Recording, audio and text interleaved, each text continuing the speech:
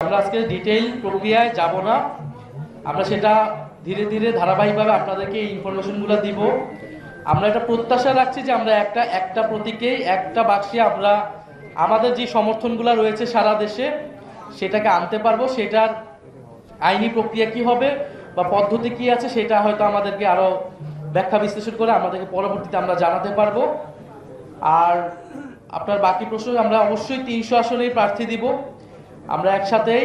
এবং আমরা বলতেছি যে শুধু রাজনৈতিক যারা নেতাকর্মী তারা নয়, যারা বাংলাদেশকে পরিবর্তন করতে চায়, গণ অভ্যুত্থানে নানান জায়গা থেকে অংশগ্রহণ করেছিল যে সামাজিক নেতৃত্ব, সৎ দেশপ্রেমিক মানুষ, আমরা তাদেরকে আহ্বান করতেছি যে আপনারা আসুন এই প্ল্যাটফর্মে আমরা ঐক্যবদ্ধভাবে দেশ পরিবর্তনের জন্য কাজ করব।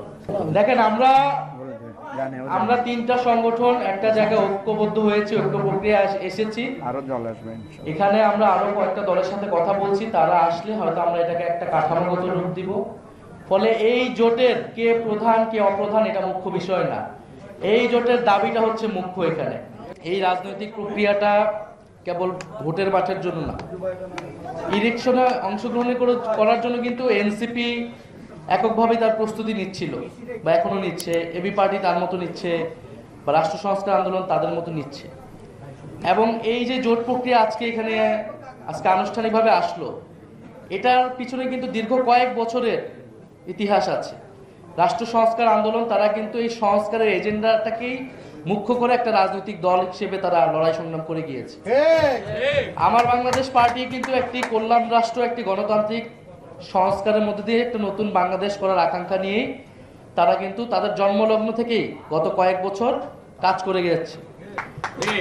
এবং গণ অভ্যুত্থানের মাধ্যমে এনসিপি বা গণ অভ্যুত্থানের আগে আমরা যখন বিশ্ববিদ্যালয় আন্দোলনগুলো করেছি তখন থেকে কিন্তু আমাদের মধ্যে এই যোগাযোগ ছিল, এবং আমরা বাংলাদেশকে এই একটা পরিবর্তনের জায়গায় কিন্তু নিয়ে যেতে চেয়েছিলাম। পরে গণ অভ্যুত্থানের পরে আমরা নানাভাবে সেটা চেষ্টা করেছি ঐক্যমত কমিশনে, সেখানে আমাদের কিছু অর্জন এসেছে, সেটা গণভোটে আসবে। আমরা গণভোটের পক্ষে, হ্যাঁ পক্ষে, জুলাই সনদের পক্ষে আমরা ক্যাম্পেইন করব।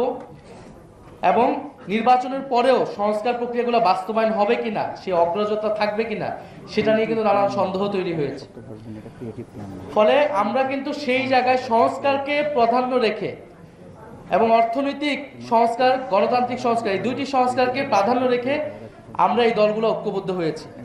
নির্বাচনেও আমরা একসাথে অংশগ্রহণ করব। তার ফলাফল যেটাই আসুক না কেন, জনগণ, আমরা বিশ্বাস করি পরিবর্তন চায়, আমাদের সাথে জনগণ থাকবে। নির্বাচনে আমরা আমাদের মতো করে অংশগ্রহণ করব, নির্বাচনের পরেও, এবং নির্বাচনেও আমরা এই সংস্কারের পক্ষে জনগণকে ঐক্যবদ্ধ করব। নির্বাচনের পরেও আমাদের যে লড়াই, আমাদের যে অগ্রযাত্রা, সেটি কিন্তু আমরা চালিয়ে যাব। আমরা বরং এটাই বলতেছি যে এই যে ভোটের মাঠকে কেন্দ্র করে, নির্বাচনকে কেন্দ্র করে যে বিভিন্ন জোট ভাঙছে বা জোট গড়তেছে, আমরা সেটারই বিরুদ্ধে। এই বাংলাদেশে গণ অভ্যুত্থানের পরে যে কোনো একটা জোট বা আলোচনা হওয়া উচিত ছিল একটা রাজনৈতিক প্রশ্নগুলোকে সামনে রেখে। কিন্তু আমরা দেখতে পাচ্ছি একটা দুইটা সিটকে কেন্দ্র করে যারা এত বছর সংস্কারের কথা বলেছে, আমাদেরকে শিখিয়েছে, তারা এখন তাদের নিজেদের নীতি আদর্শ বিসর্জন দিয়ে কোনো একটা জোটে চলে যাচ্ছে। বা ঐক্যমত কমিশনে যারা তাদের অবস্থান ছিল, তারা তাদের অবস্থান থেকে সরে আসছে। ফলে আমরা এটাই বলতেছি যে আপনারা সাহস করুন, নীতির পক্ষে দাঁড়ান, জনগণের পক্ষে দাঁড়ান এবং নতুন বাংলাদেশের পক্ষে দাঁড়ান। মানুষ আপনাদের সাথে আসবে।